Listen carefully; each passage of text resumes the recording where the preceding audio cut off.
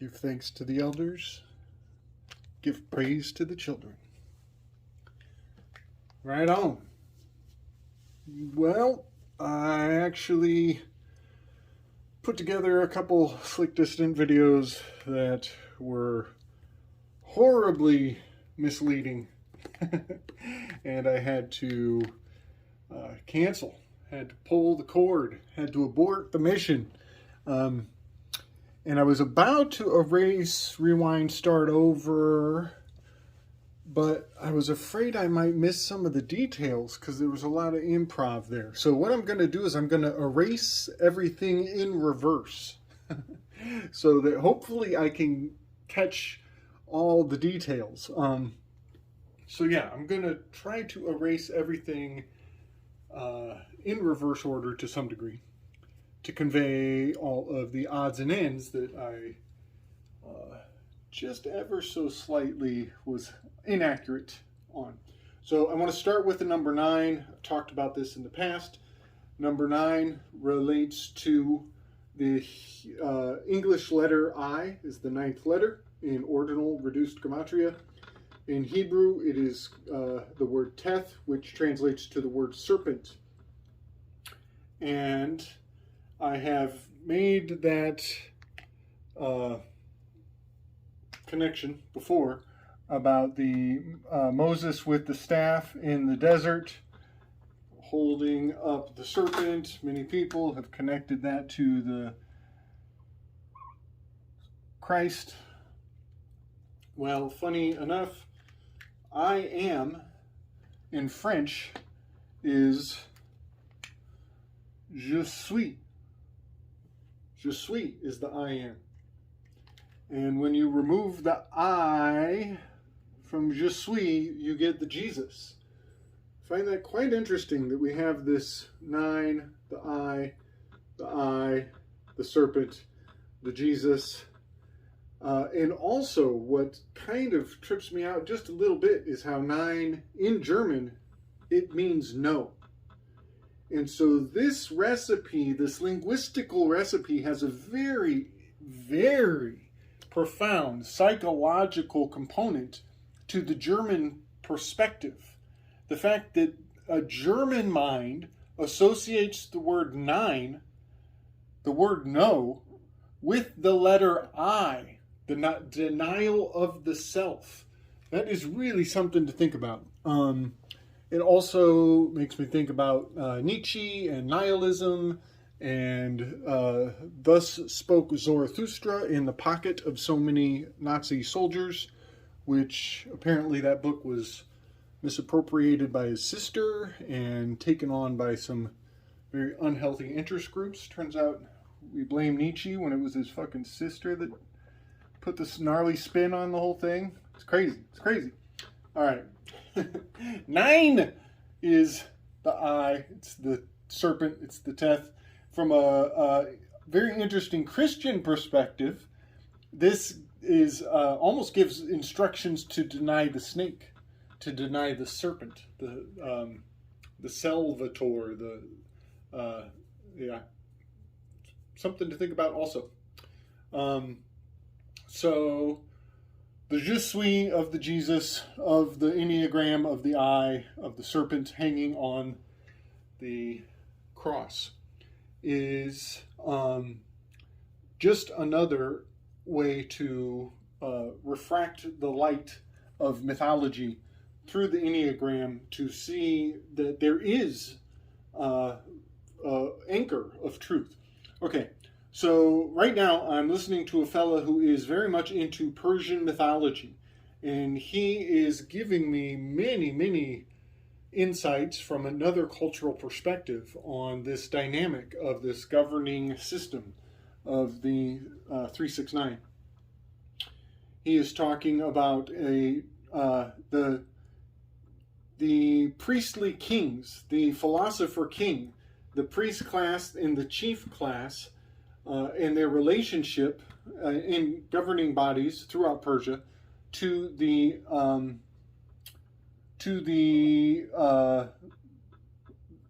Vestal virgins, to the these are the priestesses, the priestess class. He relates this to mythos and also ethos, I believe, are interrelated here. They are in the public. They are the public-facing side of the governing body. They are in the now, in this top trine. And then he associates the chiefs with the feeling aspect, the heart, having everything to do with the warrior class, which is very interesting in modern day context, as we have our warrior class is generally considered a conservative class. Very heart-oriented.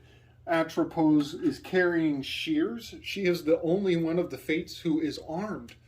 You might say she is upholding that Second Amendment. And I want to point out Atropos. Watch how pathos becomes a T, super close with this H, P-O-S. That is so close to Atropos, pathos. If you just put an R in here instead of an H, you know, pathos is so close to Atropos. It's amazing. It's quite remarkable. Logos is over here with the future, the thinkers, the mind, the mental. These are the augury readers in old governing bodies. So we have the augury readers, the warrior class, and the Vestal virgins, or the performers. These are the oftentimes the beatifics. They're very much about appearances, external, superficial appearances. The Actors Guild, the acting class. And one thing I want to point out that is very important is this division, this line up here. I'm going to do it in red. This line right here, this division of the top trine, that is in the public. This is what other people can see. This is what is exposed. You can think of this as the prefrontal cortex almost. This is the mask. This is the exposed outer world of your experience. And it is the mind and the heart that is the internal. So down below, the duality of the internal realm has to do with feeling, thinking, has to do with past and future. And it is outside, external of yourself, that your actual reality is, guess what? There is no past. There is no future. You're stuck right here, pal. You're stuck in the now. It's pretty profound. Pretty profound how this little diamond just keeps on giving. Okay. So yeah, that I think is an important thing to point out, how logos and pathos are down here with the mind and the heart. And I'm not 100% sold, but I do believe that ethos and mythos are fused up here on the top half. And if you had to, if you were forced to shoehorn this Enneagram into a quaternity, into a 4-quadrant system, then maybe ethos and mythos would be relegated to separate quadrants. But that's a whole nother perspective of fractality. Stepping out one more step from this very old system, I want to talk about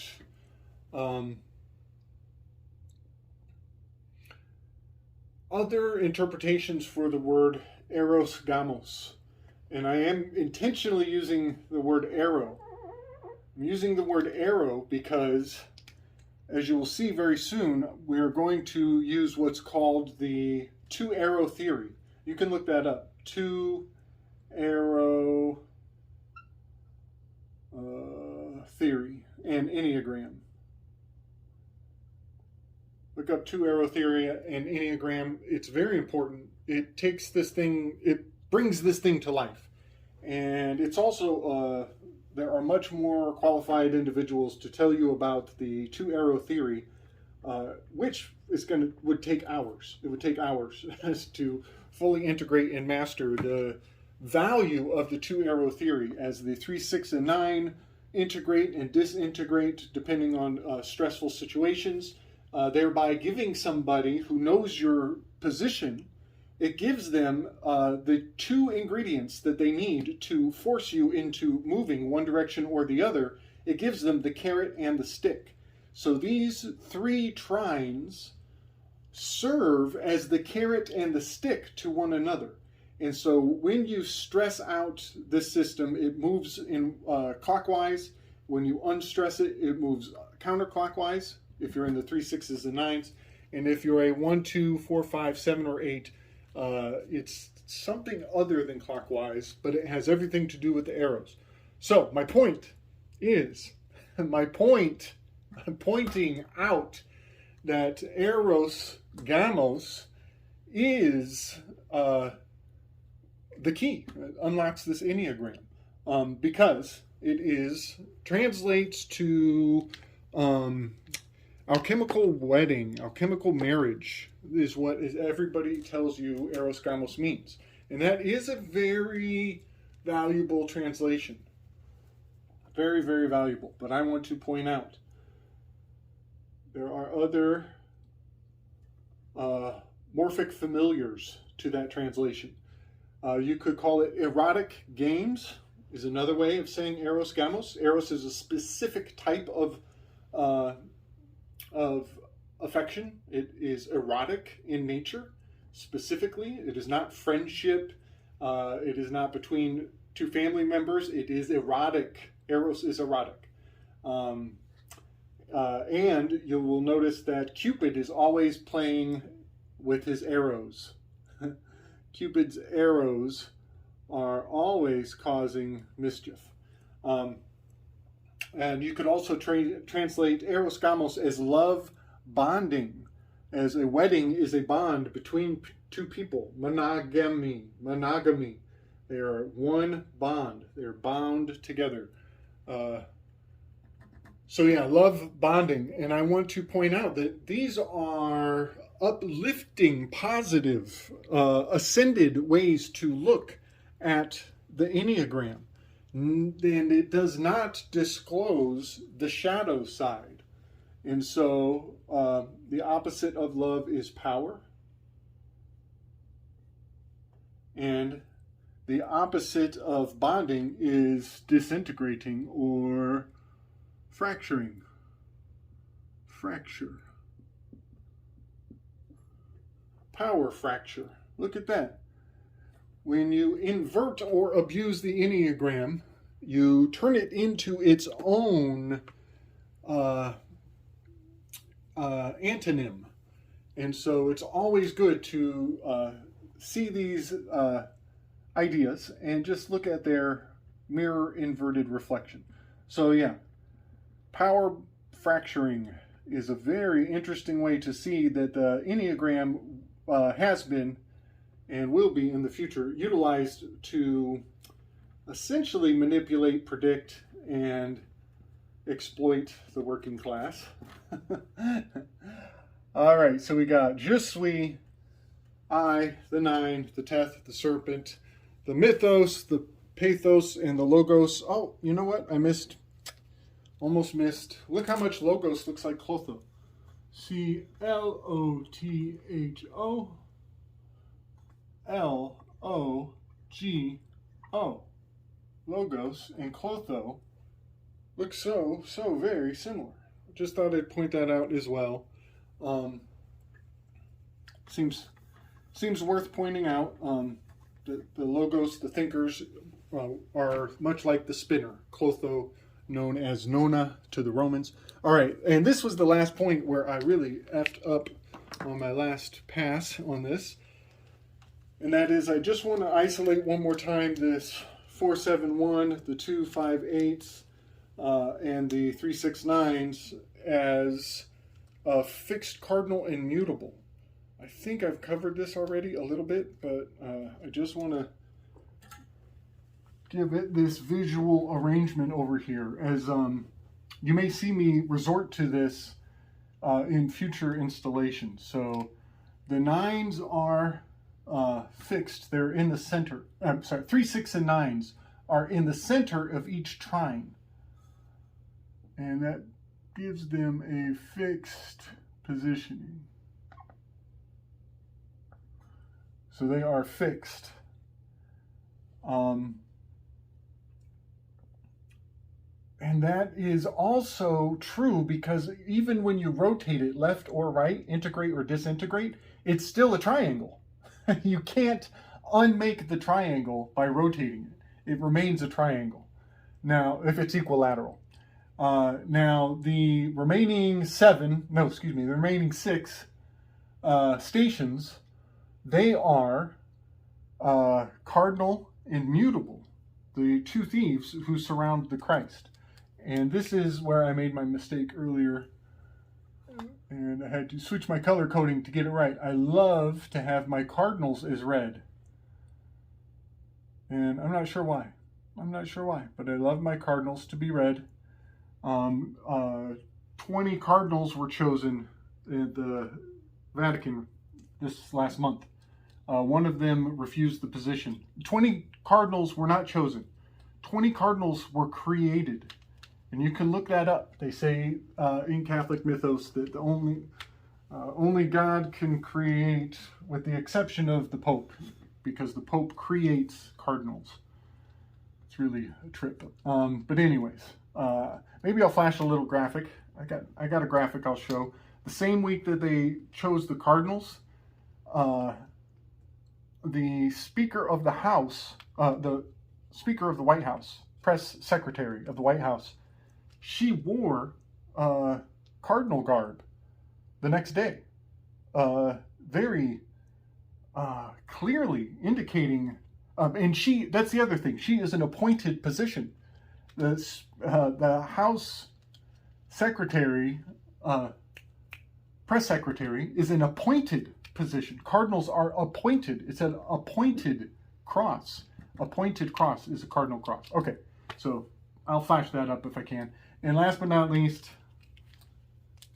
is the mutable. And there is something to say about the difference between the multiplication sign and a plus sign. They are not exactly interchangeable, obviously, but they do both, the T and the X, represent these mutable positions, which are Clotho, the youngest. So this will be my color code, and I just want to get it right going forward, that the 2 8s 5s will be in green, the 3 6 9s will be in purple, and the 1 4 7s will be in red. And one more thing I want to point out about this is I believe this is a very Mithraic system. This was handed down through the Mithraic influencing bodies. I believe that is part of the value of this triune color system.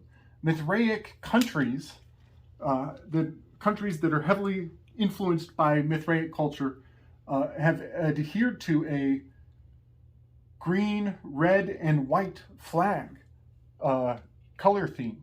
So almost any flag that you see that is green, red, and white, such as the Italian flag or the Welsh flag, just a couple examples off the top of my head, they actually hail back to Mithraic influence historically.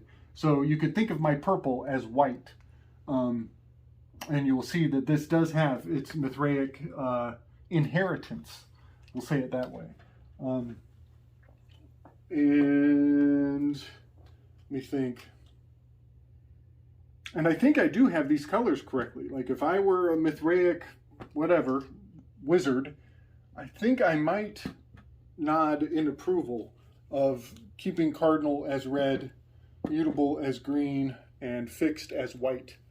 I think that is very accurate. Not sure, just a guess.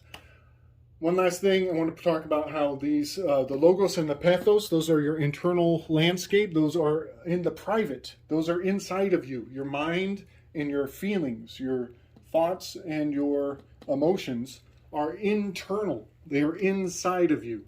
That is why they're together. That's why they are at the bottom. They are slightly diametric. They probably have a lot to do with the left brain, right brain. We could go into elucidating on that. But what is important is to also point out that that the top trine, the 8s, 9s, and 1s, they are the body, they are the instinct, they are the external, they are the public. This is the public side. This is what is external to you. This is what everybody else sees. This is very reflective. There's a lot of value to this.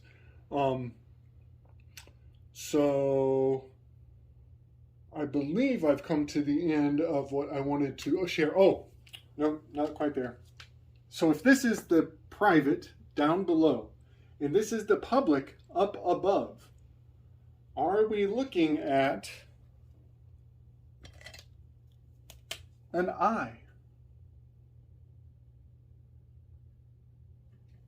Is this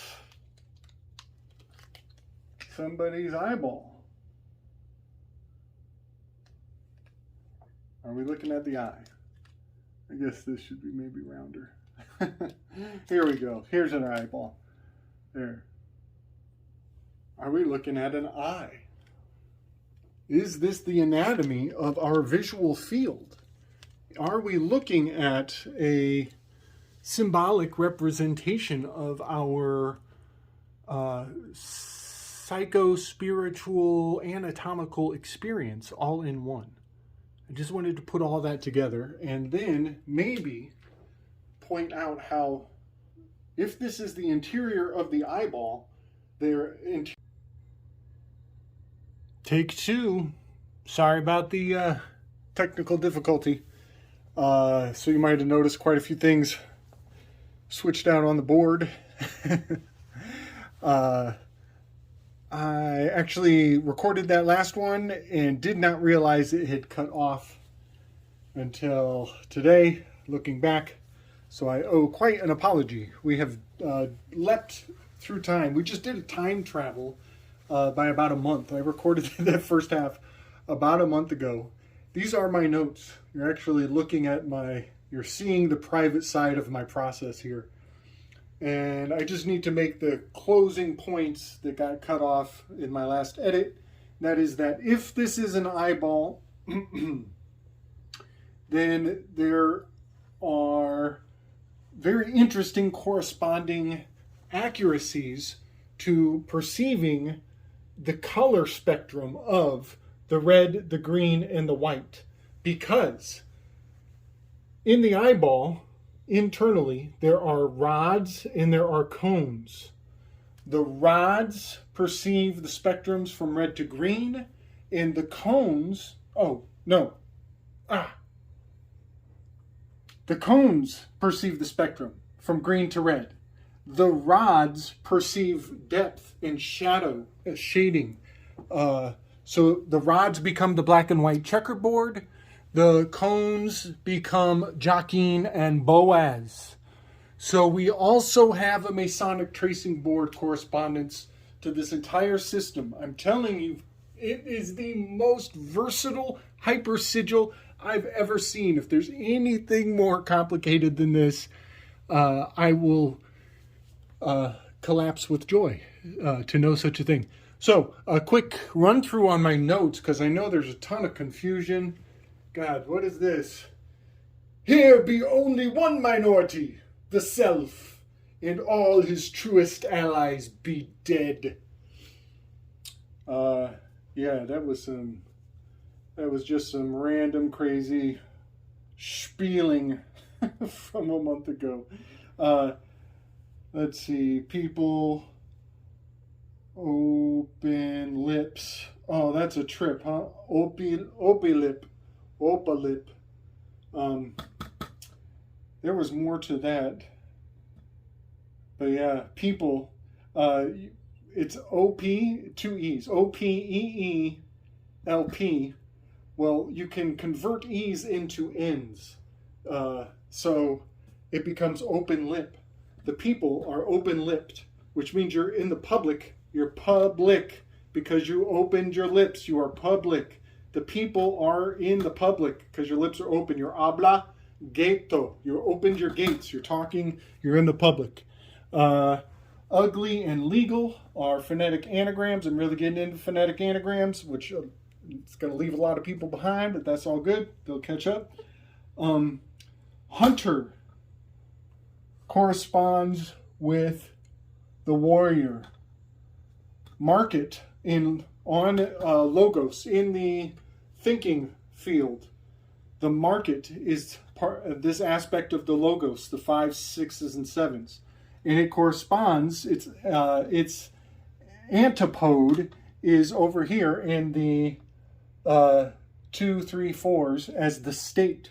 No, as the warriors. So you got hunters versus warriors. Hunters need food. Warriors do battle.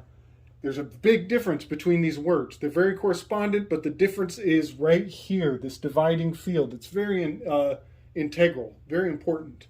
So the hunters are the logos, the warriors are the pathos, and the corresponding mythos aspect, the actors guild, the external body correspondent aspect is the Vestal Virgins. That's why they wear white. This is why your doctors wear white. The Vestal Virgins, they wear the white, they're pure. The rods and the cones, the checkerboard floor. The exchequer is the place of exchange. I'm going to rip through this because I don't have a lot of storage. I'm just going to do back and forth correspondence really fast between logos and pathos to try to rip through some of these very important correspondences. In logos, we have relation of ideas. In pathos, we have matters of fact. In logos, we have numbers. In pathos, we have letters. In logos, we have white collar. In pathos, we have blue collar. In logos, we have the eunuch class. And in pathos, we have the leathernecks. In logos, we have Apollonian philosophy, the fine details, the ben melgiu, the good stuff, the high grade. And then over in the pathos, we have the Dionysian, the rock hard, fucking go get you some. Look out, you might eat your fellow man when you're intoxicated on the power of the pathos. So Apollonian, Dionysian. Here in the logos, we have symbolic. Over here, we have what is real. Common sense, keeping it real to your Holyfield. This is why Atropos was feared by Zeus, because they were antagonistic to each other. Anthropos is she's the eldest of the three Moirae. Plato over here, Aristotle over here in the pathos. Plato's pointing up, Aristotle is pointing down to the earth. And I think that's about it. I wanted to point out that I think that the story of Pythagoras stopping in a bean field and refusing to cross into the bean field and the soldiers killing him, that is this dividing line. This line, this grand yod, is the Pythagoras' body. This is where he drops the soldiers of Pathos catch up to him because he won't go into the field of beings. Pythagoras' body is laying at the dividing line. And Pythagoras, you better believe, corresponds to serpent and the 9. Panta arithmos. Everything is number. Everything is number. All right. I think I'm good. I'm going to drop it here. Yeah, I just wanted to point out that the Mithraic correspondence of the colors actually relate both to the rods and cones in your eyes and create a checkerboard Masonic pattern with this wonderful, wonderful Eros Gamos. All right, everybody. Love yourself and be good to your neighbor. Strength.